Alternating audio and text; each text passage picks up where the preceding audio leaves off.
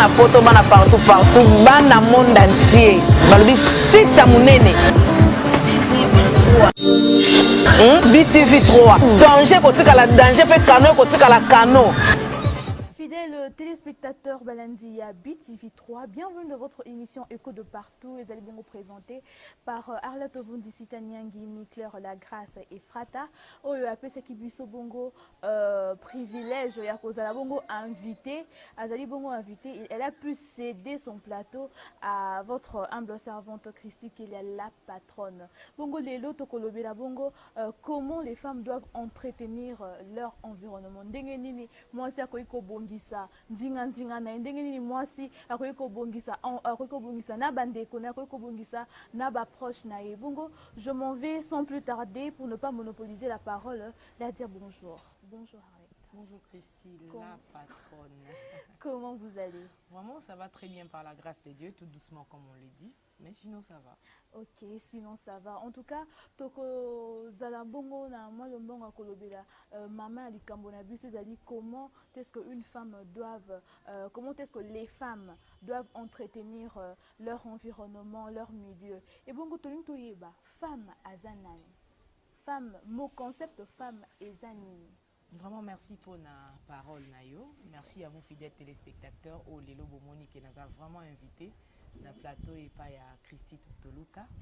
Au fait, moi, si d'abord, quand on entend parler de femme, femme, c'est d'abord un être féminin. Okay. Donc, moi, si Aza opposé, il y a homme. La femme, c'est un être humain de sexe féminin. Oyo, Aza personne adulte. Aza, comment on le dit, elle est nubile. Nubile, donc, Aza prête, Aza prête, il y a Kobala, Aza prête, il y a Kovaké peut-être dans l'occupation, au moins pour moi, il y a 12 ans, au Kokosa, Makambo, moi, il y a 14 ans, Azo Salaté. Donc, au fait, c'est ça la femme. Donc, moi, si Aza Kaka opposé, il y a Mobali. Pour tous les gens, ils ont différé, ils ont ça qui est différence, et ça là. Moi, si Aza, c'est vrai les lots tokuma oyo ka parité parité na ngi kolobate ke biloko eza nkati ya mobali boti na nzoto na moi si donc moi si azaka moi si et yango na biso aza moto oyo akomi na âge oyo akoki kobala akomi na âge oyo donc si je pourrais bien le dire oyo aza pibère donc c'est elle la femme. Ok, moi si ezali opposé à homme, les à sexe masculin et sexe féminin. Et puis nous avons na maman likambo na biso, nous avons deux concepts au bongo, omeka ki bongo kolobe la biso vraiment na mo poussé oyo moi si azali et puis tout toyeba environnement, ils pas toyo kaka environnement. Environnement. O tozonga environnement, siko tout toyeba environnement ezanini. Bon, au fait, sur ces plateaux, on a ça la étymologie, il y a mot en environnement. Mais sinon, ceux qui te lobby, d'une façon vulgaire, nakati environnement, tous déjà environ. Nakati environnement. Nous avions environ. Environ, c'est les alentours. Tu vois, donc c'est tout ce qui nous entoure. C'est ça notre environnement. Tout ce qui nous entoure, c'est ça notre environnement. Et en plus, ce qui est obligé de c'est un facteur géologique, et ça un facteur pédologique et climatique. Donc, il y a des environnements, les conditions sous lesquelles on évolue ou on interagit. Donc, c'est ça l'environnement. D'accord, merci bongo pour le manuel l'habitude sur l'environnement pour n'en rappeler le baraque environnement mais les lots vraiment environnement ils ont ensemble des facteurs géologiques. Donc fidèles téléspectateurs, vous allez bongo continuer kaka na maso na biso na Mikler La Grâce et Frato na vraiment na honneur ya kosola na etala kaka ma grande sœur chérie, ma consoeur tokobanda na question de biso liboso moko ya Balandia BTV to albaki vraiment la patronne mais quand peut retourner na biso Mikler pour na nini moi si il faut kaka entretenir milieu na. Mais maman, moi si pour entretenir milieu na otendeni. D'abord moi si au départ la femme c'est une fleur. Là où il y a une belle fleur et si kawana babongisa kango kaka balengela kango. Si koton tozolo bela moi si pour na nini il faut entretenir environnement na ye. Il y a tous exemples. Moi, je suis à Nanda Kwalibala. Moi, je suis à Nanda Kwalibala. Tant que papa la rabi soto baraté bakoya na tongo, bakoya na butu, bakoya na heure nyonso. Donc, eni kolo bake Et si quand on est au lobby, tout ce qui nous entoure, et si qu'on moi si azo fanda, et singeli est à la propre. Et puis qu'on entretenir l'environnement, il y a biso tous dans pays moko où ils tropical hein. Tous dans maladie et belé où ils ont se développé de par karandenge tous entouré na saleté. Moni ba fulo tous ngopé na kati ya lopango. To quand ça mso obité na che nini mais à couverte. Ça peut nous amener de maladies. C'est pourquoi la femme doit toujours entretenir son environnement. Bana tozo za na bango. Moi na yebi na été que kunande eza boza akena ye kaka ko simba surtout na pays na biso malaria typhoïde. La maladie à main sale. Ezaka ndo kenda ko lia maleo ando obeli typhoïde, te? Bongo mo pepo ozope makana kati ya lopango na yo. Na balabala esiko ozoleka.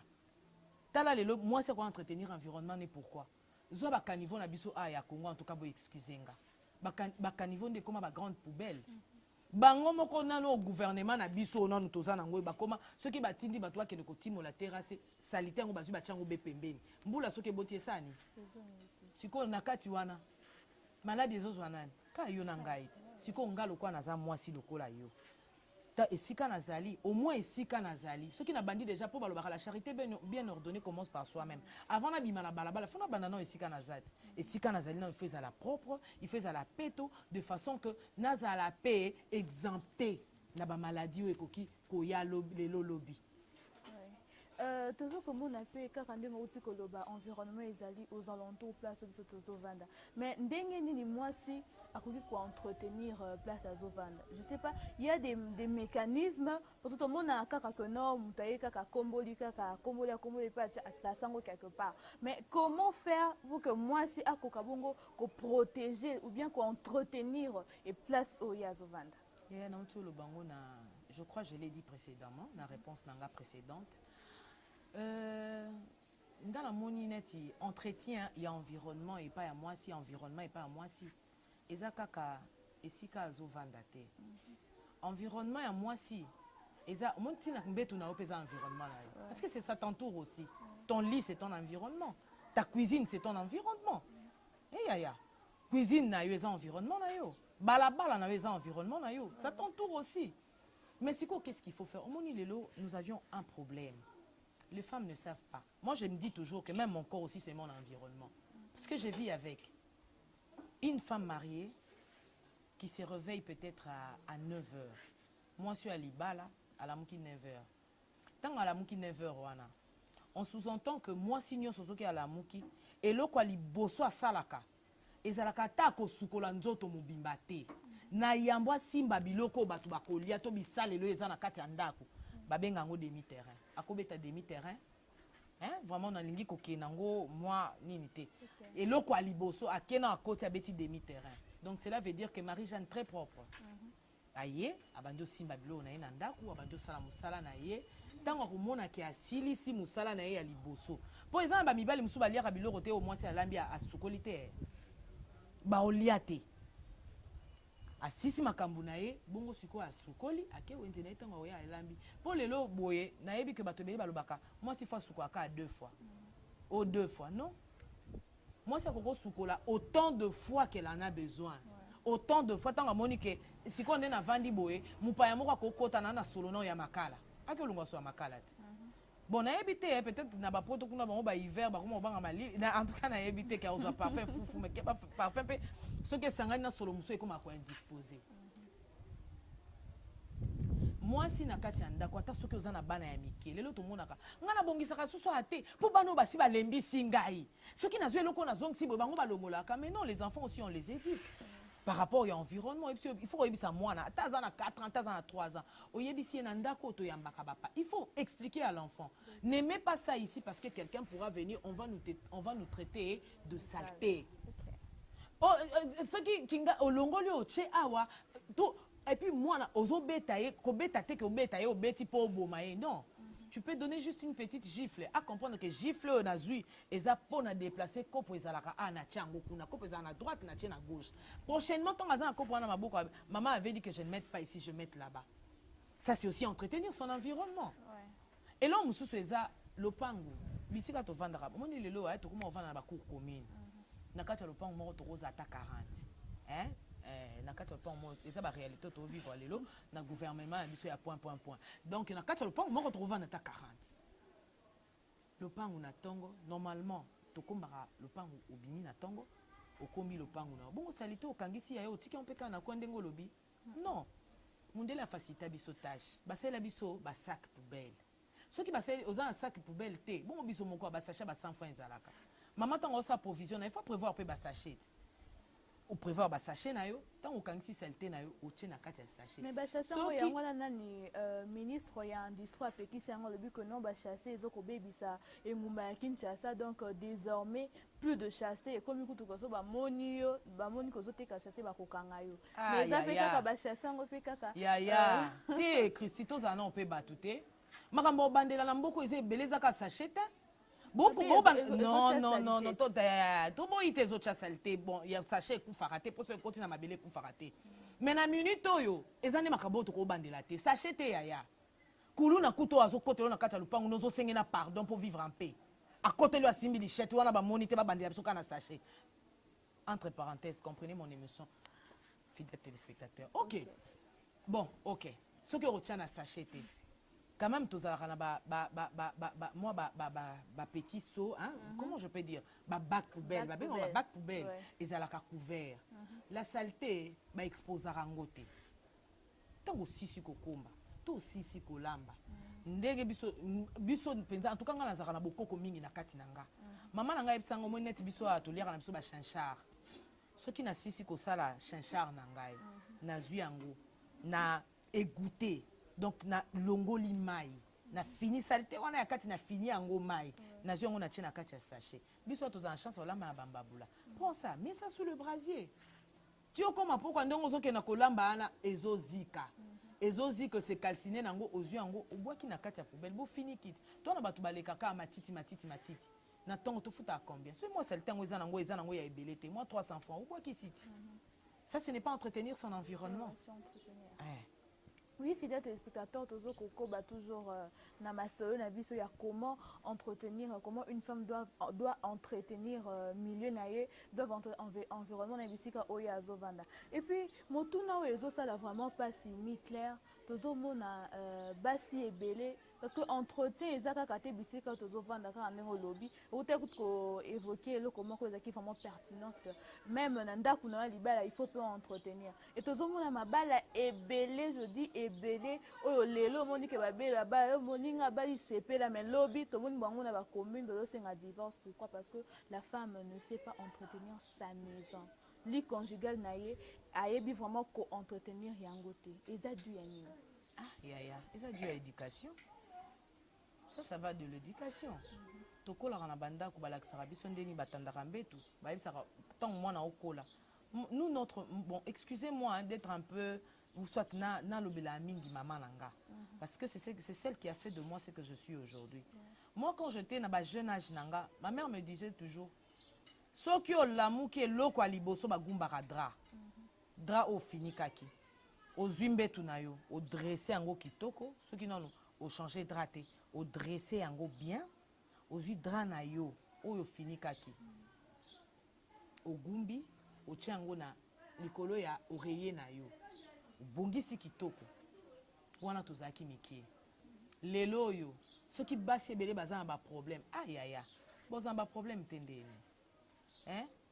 boza na ba problème tendeni doda ne bimi température ebimi koseka te cheche epai non sa publicité na bango te boza na ba problème tendeni baotala ba Kardashian boza na ba problème tendeni Nigeria bimi lobi talon oyo lobi okuna nini boye asa atante ya na tana Facebook to na téléphone na ye aluka nde make-up ndeni bachaka maquillage asa atante boza ba problème tende nini moi si déjà oyo moi na moi si oza na problème tendenge nini po madesu kutu ba musu ba yebika ke madesu balamba rango zika madesu tshena moto zina ba tomate na ba ndembe ba nyonso tshemba la moko po asa na tante asa atante libala ewume latin et puis ndaku ya mwasi yebisanga mwasi esika lambi sani olambela ki lelo bato balie lelo sani wana elali lobi na tongo donc sani wana elali ba yo sukola ngo lobi na tongo tangu déjà sani elali wana yebaki na butu cuisine ezani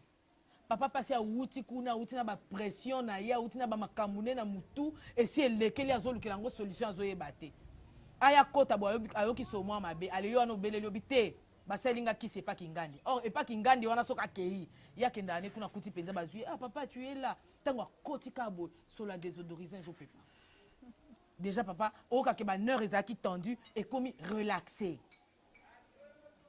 bozo ba problème tende yo kanti libala eza kaka olati talon rouge à lèvres ngwa ngwengisi ngo o check crayon suivez moi je suis libre ozu chevilio kangi na wana nde libala non moi s'il faut ayeba ndenge nini akoki obongisa ndako na ye il faut ayeba ndenge nini akotanda mbetu na ye c'est bien bon en tout cas entre parenthèses excusez nga Christy omoni lelo na kati ya net na biso tozo sala o lelo eza bien omona moi si mo boya mati likolo ya mbeto azolakisa lobi pona moi si ngai tout ça c'est bien bon mais ce n'est pas ça qui retient l'homme. Ce n'est pas seulement être ce qui est bon au lit, je ne sais pas, ndezo retenir mobali nandak, non. Ils ont un facteur rebellé. Accueil peut retenir mobali. Mobali ne peut pas avoir environnement. Balobini, environnement, c'est tout ce qui nous entoure. Mobali n'a pas un environnement. Déjà, yo ye bara non teta on yoko lo bana mobali na yo. Mobali a outi musala na batension na yo maman. Papa Julie, papa Julie, ngata on a tikala kiawa. Ya Bernard ya kia kutu ya Bernard on a Akoufa toi ça ce n'est pas entretenir son environnement au PC tension AVC lobby akoufi babengi ondoki mobali azokota kana porte boye po ya mwana et telempenze zo yambaye bienvenue ça ce n'est pas entretenir son environnement a okimate a redivorcer te mobali aye boye chaussette mobali bimi na se à congélateur wow sous-vêtement mobali bimi likolo garde-robe ceinture na ye que se retrouver na magasin et puis tant que se retrouver na magasin na c'est que mpukunde mutamema kiango pour nini environnement za saleté wana za ko entretenir environnement te mobali okimata yo zo c'est anine o chele crayon lobby suivez moi je suis libre talo abi ma femme est belle oui c'est vrai o ba mona ka liboso est extérieur intérieur ba mona ngote mais to yaka ko vanda na libala na ba misala eyeba na kana misala ba maman na biso kala bazaka ovandisa biso bazoloba mais lelo biso donc biso ba jeune fille toyeba koleka ba maman babota biso na ba maman babota bango donc ba koko na biso des ambassadeurs na expérience te zwaka exemple ozuka ata exemple na zo peso lelo lukata mwana mwa 14 ans tout ne kapsa bi ya nini yango yo ti lelo zalaka bongo ingas na le kada ba niveau ana donc ayebi koleka koko aboti ye pour ceux qui ngai kutu oh em sumona 14 ans na ko benga nga mama alobi ayebi koleka nga donc ayebi koleka mama abotinga ayebi pe koleka koko oya boti mama na biso ba vana mabala ndeni. Maintenant la responsabilité revient à qui? Bien sûr, vous avez beau dire que non, il faut l'éducation, mais non, la responsabilité revient à qui? Bisoba jeune, parce que c'est tant les jeunes qui se marient, oui, et même déclarent que non, c'est beau que le jeune se marie. Mais le problème, ils ont revenu sur le panier, pour les lots et puis dans un mois, une année, ce qui est belé, tout le monde dans la commune divorce. Mais non, la responsabilité revient à qui? C'est là. Responsabilité à Liboso. Nazo attribué à l'État, gouvernement. Tu vas me poser la question pourquoi je dis que gouvernement, responsabilité à Liboso. Kala, naba Kinshasa o, tozaka naba centre culturel. Et si ko bana ba koki ko kende, moi ba bengisi bango moi conférence bana ba vandi moi litéa, bana ba zoyeba. Tozalaka na moi ba bibliothèque. Et si ko bana ba kokai ko kende ko se ressourcer. Au moins qu'on l'exattend dans une lecture. À côté d'un livre, comment les enfants doivent se comporter vis-à-vis de leurs parents. Intéressé à ces livres, il lit. Au moins, moi, instruction et koti. Kala, na ba église na biso. Église, hein. Tozaka na ba programme ezalaka, boye boye na kati ya lingomba, ba mama bazali, o bate ya ba jeune fille. Batei bino pe na église etikali yo. Pour moi na soki ayoki yo na ndako tes parents. Akoka na école, soit akoka na église. Siko l'état na biso. Pourquoi je dis l'état? Yaya, to benga ta mwana moko ya primaire ha. Yebisanga SM ekenda wapi? Éducation civique et morale. Ekenda wapi? Mais batanga on a classe. Ekenda kasi wapi? Bah peut-être ils appliquent pas. Bon, oyo a établi saka programme yané mobibeza nani? C'est pas le gouvernement. Non, c'est notre... C'est l'État Nabiso. Il y a établi un programme il y a année Mobimba. Maintenant que ces cours-là n'existent plus, comment veux-tu que Bana Nabiso yeba makamusus? Et en passant, nos enfants ne savent même pas chanter l'hymne national. Ah, en voilà. Passant, hein, une fois j'ai été peut-être à Bandal, mais Banaton l'hymne national est scandaleux. Babi, l'ana m'a bien na kata BTV3 pour se retrouver. Mukondo. Babi, c'est ça mon aîné. Congolais, unis par le sang, unis par le sang, pour l'indépendance. C'est son enfant, l'État coudé, les coups de pas, prenez le tibéré là, dans la paix, sur président, salé la baie. Nous voiturons, je paye Pibokaba, dans la paix, citoyen, à donner, les mêmes autres, notre solidarité, fièrement, saluer, la même autres, notre solidarité, Congo, au pays Congo, bien meilleur Congo, nous serons notre solidarité, partagez, nous ça c'est s'alimenter, nous ça c'est s'alimenter, nous ça c'est ça les témoins, c'est ma liberté, et nous l'aurons à la sincérité pour toujours. Waouh, merci. Maintenant, tu pourras passer un message à ceux qui te suivent, ceux qui sont à la maison. Maman est à la maison, elle te suit. Qu'est-ce que tu peux dire à maman? Maman Gisèle.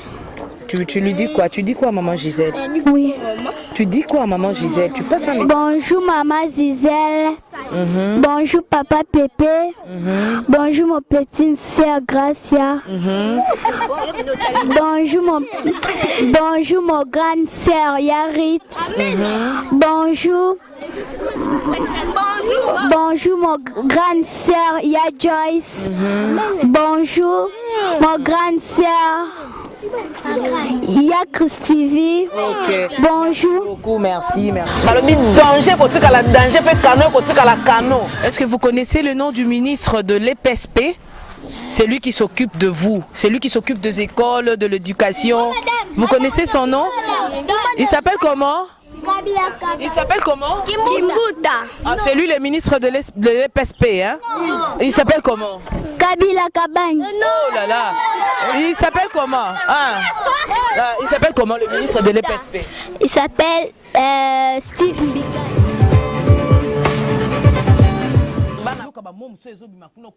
Ce président de la République a eu Ah, donc c'est pour dire que ces cours-là sont vraiment très importants. C'est qu'on responsabilité des parents. Aujourd'hui, nos parents sont démissionnaires. Car la biso toyebaka ba maman na biso na ba papa na biso na mpiaka na bango a préféré bolamba loso mafuta bolie bolali. Yebisanga déjà maman oyo mwana na etango azokende. Ya Julienne, OK boende nini ko yaya. Otiki ka baleki no boli pezatin. Oh lipa o ezalaka yo mama esengela ki o sombela e. Lelo mama zongi na e mwana yo komi parent. Siko so Julienne azana 16 ans. Crois-tu que Julienne a yoka osoko lobo pese conseil? Crois-tu que lelo soko ebisi Julienne soko sisi kolamba ba komba ka siko lambi. Soko sisi kolamba ba sukola rasana yeso mama na lukela yo na sukola susani. Siko responsabilité ni bongo zongi sona banane. Et puis yo moko. Nous sommes aussi responsables ya kobeba na biso moko. Ba parents ba topeta on soupe baloba na bango. Église ba topeta on sezo te ya nango. Atana ba télé pe to mona ba programme soupe le kaka o baza ko côté ya pe bana. Biso moko. Biso tolingi mingi ko vivre na vie ya copie ko le yango on senga pendant gouvernement na biso.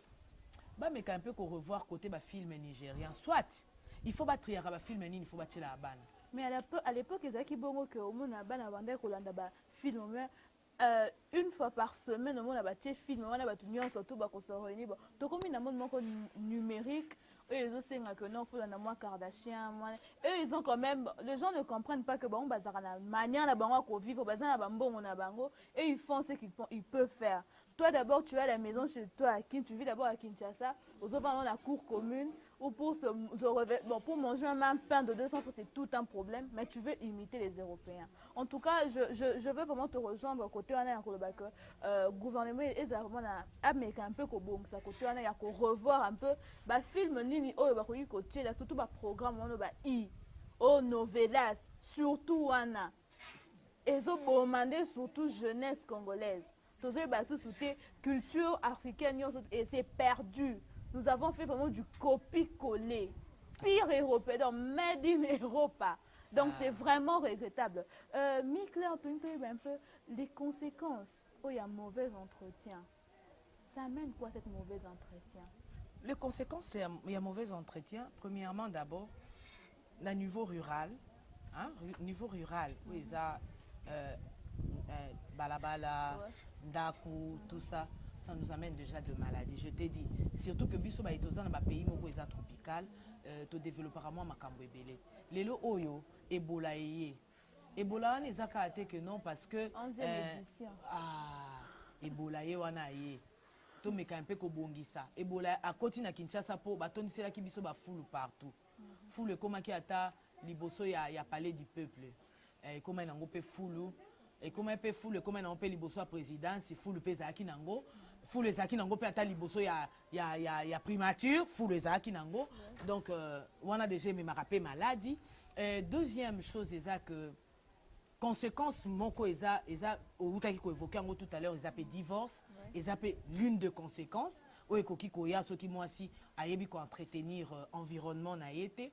Conséquence mususu pe eza destruction de notre jeunesse tozo talango lelo soki maman na kati ya ndako environnement na ye eza pe mobali na ye eza mwasi na ye eza bana na ye soki entretenir yango te ba conséquence pe yaka donc ba conséquence eza ebele tellement que nakoka ko énumérer yango te wana esenga oyamba lisusu po ya kolobeza ebele po maloba nde mboka na ngai.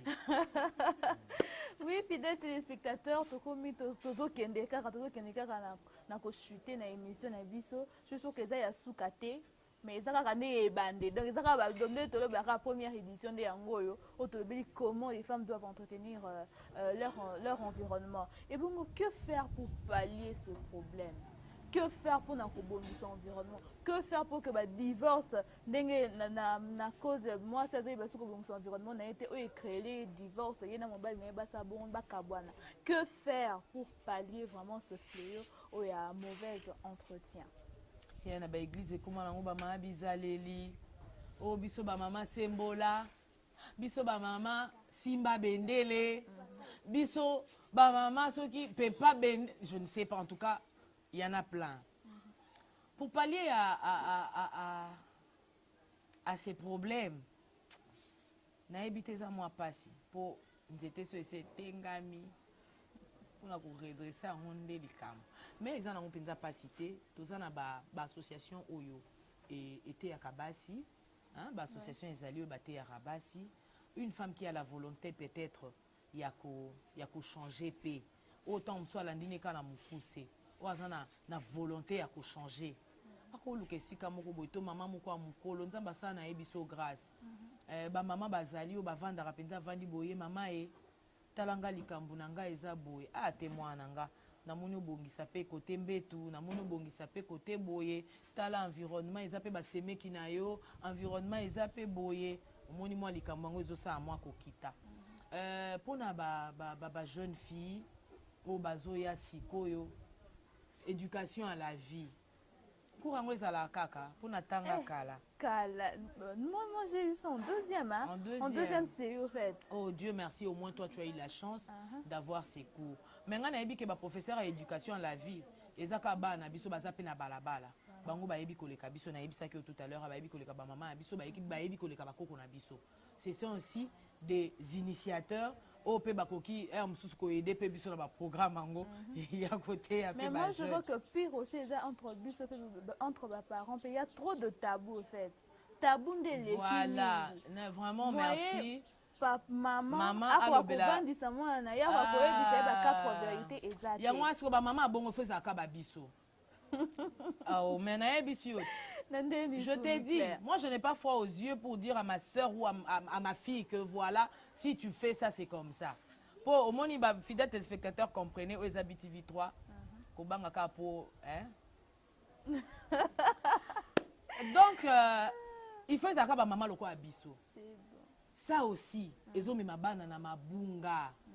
Moi, en tout cas, hein, pour rire un peu, quand j'étais en 6e primaire, ma mère me disait toujours, Omoni ndengo zaboye, ndengo moni boye.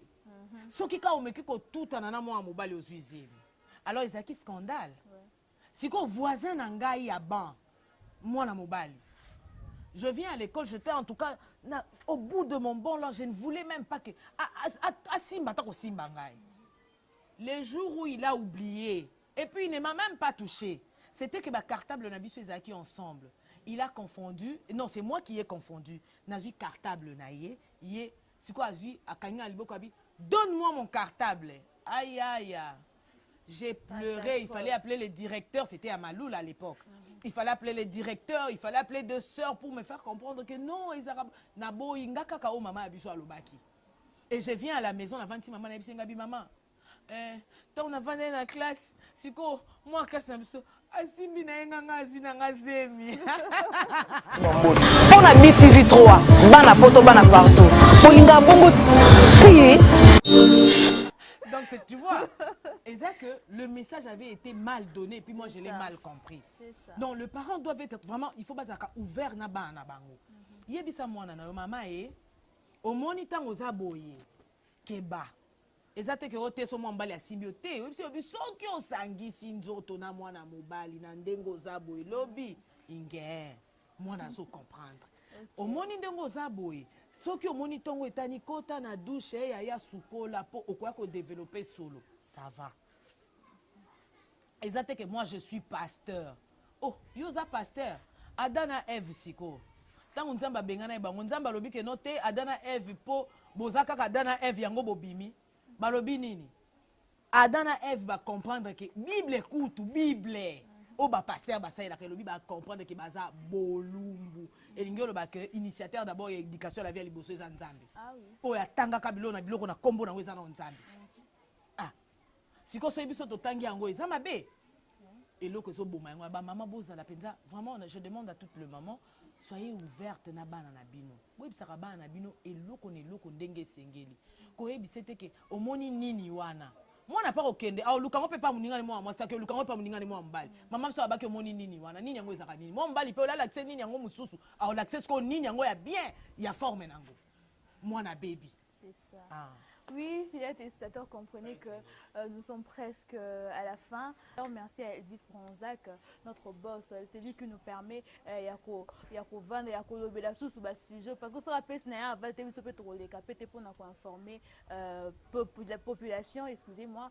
Maman Arlette, un mot de la fin, salutations. Voilà, un mot de la fin, mais je crois qu'un mot, il y a soukande à émission à Bissou. Il y a fin, en tout cas, dans Koufité, à Nazanan, il y a le baiser belé. Nazanan. Ouais, vraiment, je te remercie d'abord parce que tu as accepté de prendre mon plateau. Enfin que nam meka un peu que l'obélapé moi ba téléspectateur na biso balandaka biso ba maman ba bengaki de façon que to meka un peu ko évoquer si j'ai o ezala qui très important quand bien même que to lobi on a moi poussé mais on aura l'occasion peut-être prochainement il y a ko développer ango vraiment na zakana mo mesanoté il y a ko lobalikambo etali o mabanga o nini ba maman il y a 9-4 au bazo sa promotion il y a moi si bango pe baza na journée na bango le 9 mars na Paris en tout cas le sac on a bino bo continuer kaka ko soutenir BTV3 et puis bo continuer ko soutenir Écho de partout où ils a émission na bino partenaire nanga vraiment officiel ba partenaire nanga officiel baza misato so na bina tanga bango te na ebito mona lobby bo émission et vivre et souté bo moi kabo na le ka souté ba comprendre que ndena dekina kitambala bo ngelo ba kina kata kitambala ce qui est ça penza moi bien te ba partenaire va comprendre Crispin Yakasadi na Autriche l'homme à la BM yalinga ba benga ebungu et puis JB Yangu l'homme en Kodia donc ngazaka na batumo compliqué kuna la BM koto JB Yangu l'homme en Kodia na ebité mususu yoyoka o l'homme à la fimbu donc na ebi non te mais vraiment JB Yangu l'homme en Kodia merci à toi Kilo Yangando ba benda kango na ndobote papa muki azalaka te lui c'est mon papa monde na betitolo abi lui c'est mon papa. Merci à toi, Christy, vraiment. Ok, fidèles téléspectateurs, Tokomi Bongo, vraiment, na souka, émission Nabiso. Merci au caméraman JC Massamba, le caméraman authentique, Azu Bilili, à soin. Yom Taosa, la Talahara, pour que la patronne abimana ba bien aboué. Donc, merci à toi, JC Massamba.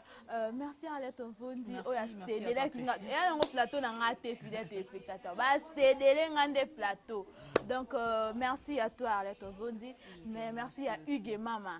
Donc, coach Nanga Umoko, donc, Huguette Mbangu, merci à toi, merci à Céléo, merci à Bénédicte, merci à toute ma famille. Je vous aime tant. Quant à moi, retrouvons-nous au prochain numéro. Au revoir. Au revoir. Ça te va. Babi, l'ana m'a bien na 4 BTV3, on se retrouver. On a BTV3, bana poto, bana partout. Polinga bongo ti.